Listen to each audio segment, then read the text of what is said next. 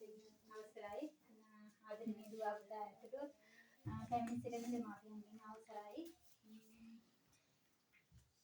ආපෙලේ ඉඳලා කියපු නිසා කියන්න දෙයක්වත් නැහැ. ඉතින් මේ එක දෙයක් කියන්න දෙනවා මම ඉස්සෙල්ලාම කලින් කතා කරලා මෙහෙම වහන්සේගෙන් අහුවා දහම් පාසලේ මට ඒ ගැන මුලින්ම කියන්න ඕනේ. මොකද දැන් ළමයි ගොඩක් ඇවිල්ලා ඉන්නවා. එතකොට දහම් පාසලේ ළමයි දිරි ගන්නවන්න එහෙම නැත්නම් මේ දහම් පාසල ඉස්සරහට අරගෙන යන්න ඕන නිසා ළමයිව දිරිමත් කරන්න තමයි ඒ දහම් පාසල් ළමයි වෙනුවෙන් පුංචි තෑගි ටිකක් අරගෙන ආවේ. ඒක නිසා එතනදි චූටි අඩුපාඩුවක් වෙයි. මොකද දහම් පාසලේ ඉන්න ළමයි වෙනුවෙන් තමයි අපි මේ දේවල් සංවිධානය කරගෙන ආවේ. මින් ඉදිරියට හැබැයි ඉස්සරහට අපිට පුළුවන් විදිහට මේ දහම් පාසලත් එක්ක රැඳිලා ඉන්න පුංචි දුවදරුවෝ හැමෝම වෙනුවෙන්ම අපිට පුළුවන් දෙයක් අපි අඩුම ගානේ මාස 6කට සැරයක් එහෙම නැත්නම් අවුරුද්දකට සැරයක් හරි කරනවා කියලා මොනවා හරි දෙයක් කරනවා කියලා පොරොන්දු වෙනවා. මුලින්ම ඉතින් ආරදේ කියන්න ඕනේ. මොකද ඇත්තටම දැක්කම දුක හිතෙනවා. අපි එහෙම හිතුවේ නෑ ඉතින් තවත් පොඩි අය එයි කියලා. ඒක නිසා මේ ඉස්සරහට අපි බලමු මොනවා හරි කරන්න. ඇත්තටම සතුටුයි මම අද සතුටුයි. මෙතන ආවේ 2021 මාර්තු මාසේ 20 මම ආවේ. ඉස්සෙල්ලා මේ ගමට ආවේ. ඇවිල්ලා එනකොට මෙතන තිබ්බේ කොහොමද කියන එක මං ගාව තියෙන වීඩියෝ ෆොටෝස් අද වෙනකන් එනකොට මෙතන ගෝධිය විතරයි තිබ්බේ. ඊට පස්සේ ඇවිල්ලා මං එදා මුල් ගල තියලා අපි ලොකු දෙයක් මේ ගමේ දරුවෝ වෙනුවෙන් නැත්නම් ගමේ ප්‍රදේශවාසීන් වෙනුවෙන් කරන්න ඕන කියන හැඟීම ඇතුව සැබෑදම් මිතුදම් කියන අපේ ප්‍රජාසත්කාරක වැඩසටහනේ සමාජිකාවෝ හැමෝම කතා වෙලා ලොකු දෙයක් කරන්න ලොකු ආරම්භණයකින් තමයි ගමට ආවේ. අපිට ඒකේ පළවෙනි අදියර විතරයි ඉවර කරගන්න පුළුවන් වුණේ ඇත්තටම මොන යම් හේතුවක් උඩ ඒක කාගේ අඩුපාඩුවක්ද මන්ද අපේ අතින් වෙන්න ඕන සම්පූර්ණ අපි පුංචි දෙයක්වත් අපි හැරි නෑ. එදා ඔයාලා හිටියයි මන් දන්නේ මෙතන හිටියන්ද දන්නව ඇති.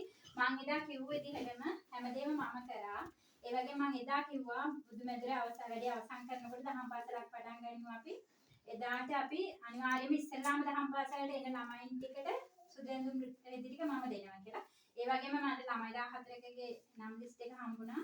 මම නොහිටියත් ඊට අවුරුද්දකට පස්සේ බුදුමැදුර කියන්නේ ගමට බාර දෙන දවසේ ඒ ළමයි 14 වෙනුවෙන් ඒ දේ අපිට කරන්න හැකියාව තිබ්බා. එතනින් එහාට ඉතින් මොනවද කියලා මොන වුණාද නැද්ද කියන එක මම දන්නේ නැහැ. හැබැයි පුංචි කලකිරීම මත අපි තිබ්බ හැම කියන්නේ සැලැස්මක්ම අපිට වෙනස් කරලා අපිට මෙතනින් සමුදියට යන්න උනා. එදායින් පස්සේ මං හිතන්නේ කිසිම කෙනෙක් ආවේ නැහැ මේ වෙනකන්. අපේ අය මං හිතන්නේ. කිසිම කෙනෙක් ආවේ නැහැ. දැන් පස්සේ බුදුමැදුර වාර දුන්න දවසේ ඉඳලා එතනින් පස්සේ කිසි කෙනෙක් ආවේ නැහැ. හැබැයි මං දුරින් ඉඳලා පුළුවන් වෙලාවට හොයලා බැලුවා නිශ්ශංක මන්දිර කතා කරලා මැසේජ් කරලා එයාගේ මම විස්තර අහනවා බුදුමැදුර ගැන. යක්කෝ කවුලක් නැහැ කියලා කියලා. ඊට පස්සේ ආරංචිය හම්බුණා. හරි කනගාටුයි. වෙච්ච දේවල් පිළිබඳ කමන්නේ නැහැ කියලා ඉන්නකොට කවුද මේ නංගි මම නම් ගන්නෑ මදුවන්තිගෙන් බේරෙන්න බැරුණා. ඇත්තටම මේ නිසා තමයි ඉන්නුනේ ආයෙම නැත්තම් ඉන්නේ කියලා තමයි හිටියේ. කොහොම හරි මම රටේ ඉඳලා ආවා කියලා ඇවිල්ලා මාස 3ක් වෙනවා.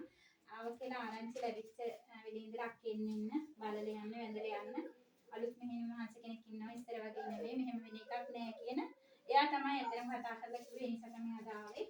ඊට පස්සේ මම යාරිකෝ මම මෙහෙම මහන්සිගේ නම්බරේ දෙන්න කියලා ඒකල කතා කරලා විස්තරය හදාගත්තා. මෙතනින් ඉදිරියට මම ආසයි අපිට මෙතනින් ඇත්තටම ලැබෙන දෙයක් නෑ. මම ඉතින් ගෙනියන දෙයක් නෑ. මේ කවුරුවක්වත් අපි කිසි කෙනෙක් ගෙනියන්නේ නෑ. අපි අවුරුද්දක් පුරාවට මහන්සි වුණා. මහන්සි වෙලා ගමයට වදින්නත් තැනක් හැදුවා පිළිවෙලකට.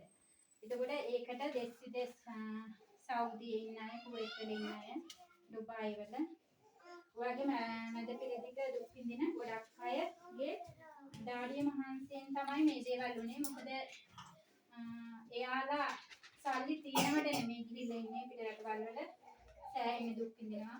টয়ලට් හොදලා, වළංගිනම් හොදලා, ළමයින්ගේ පස්වල් හොදලා තමයි සල්ලි හොයන්නේ. එහෙම කරන අය මාසෙකට රුපියල් 500ක් හරි දීලා මෙතෙන්ට දෙයක් කරේ. ඇත්තටම අපි යනකොට නැරෙනකොට අපිට කොච්චර සල්ලි කෝටි ගණන් හම්බ කරත් අපි ගෙනියන්නේ අපි කරන හොඳ නරක විතරයි අරන් යන්නේ.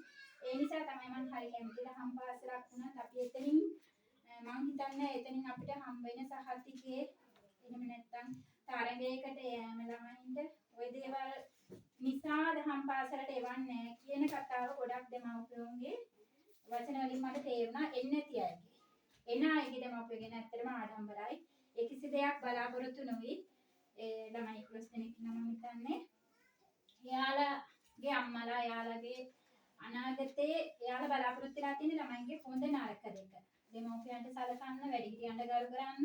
මම හිතන විදිහට දහම් පාසලක මූලිකම මම දන්න තරමින් මම ලොකුවට ඉගෙනගෙන නැති වුණාට මම දන්න තරමින් මට හිතෙන තරමින් අපේ සමාජයේ ජීවත් වෙන්න ડોක්ටර්ලා, ඉංජිනේර්ස්ලා එහෙමත් නැත්නම් ඊටත් සත්වලට කොච්චර ගියත් වැඩක් නැහැ තමන්ගේ අම්මට තාත්තට සලකන්න දන්නේ නැත්නම්. එහෙම නැත්නම් වැඩිහිටියෙකුට කරු කරන්න දන්නේ නැත්නම් අපි කොච්චර ඉගෙන ගන්නත් වැඩක් නැහැ.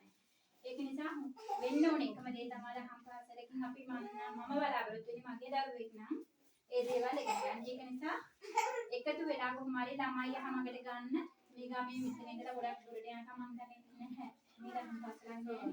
ඒක නිසා අපිට පුළුවන් අපි මේ ලංකාවේ ඉන්න හැමෝම එකතු වෙලා අපි ගෙනියන්නෙත් නෑ අපිට ලැබෙන දේකුත් නෑ අපි බස් කුලිය දවස් ගණන් වියදම් කරගෙන එහෙම නැත්නම් දවස් ගණන් පැය ගණන් බස් වල රැකියාවලදී අපි එන්නේ කොහේ හරි ඉන්න දරුවෙකුට අඩුම ගානේ පොතක් පැන්සලක් දීලා ඒ ළමයි කිනා වෙනවා බලන්න ඒ ළමයිගේ මූණේ සතුට දකින්නයි අපි කැමති. ඉතින් ඔක තමයි අවසානයේ කියන්නේ මම කැමති මේ දහම් පාසල ඉස්සරහට ළමයි ටිකක් වැඩි වෙලා ඒ වගේම ගමේ දැන් පැත්තකට දාලා අයින් කරලා තියෙන තැනක් වගේ තියෙන කොම් වෙලා වගේ තියෙන තැන නැතුව මේකේ ඉන්න දහම් පාසල් ළමයි විසින්ම ඒ දෙමව්පියන් විසින්ම මෙතන ලස්සන තැනක් කරලා ඉස්සරහට ලොකු දෙයක් යන්නේ මේ දහම් පාසල තුලින් නැත්නම් මේ මෙහෙණි ආරාමයේ තුලින් ගමට කියන්නේ ගමෙන් ඊට පස්සේ රටට වැඩදායීයක් සිද්ධ වෙන බලාපොරොත්තු ඇතුව අපි මේ ආපු වැඩ කටයුතු නිමා කරලා යනවා ගියා වුණාට මෙහෙණි මහන්සියගේ ආශිර්වාදය ඇතුව ගමේ මේ ඉන්න කුංචි පැටවුන්ගේ අම්මලා තාත්තලාගේ සහායය ඇතුව මේ ගමන ඉස්සරහට යන්න අපිත් එක්ක අත්දැක බැඳ ගන්න කියලා ආරාධනා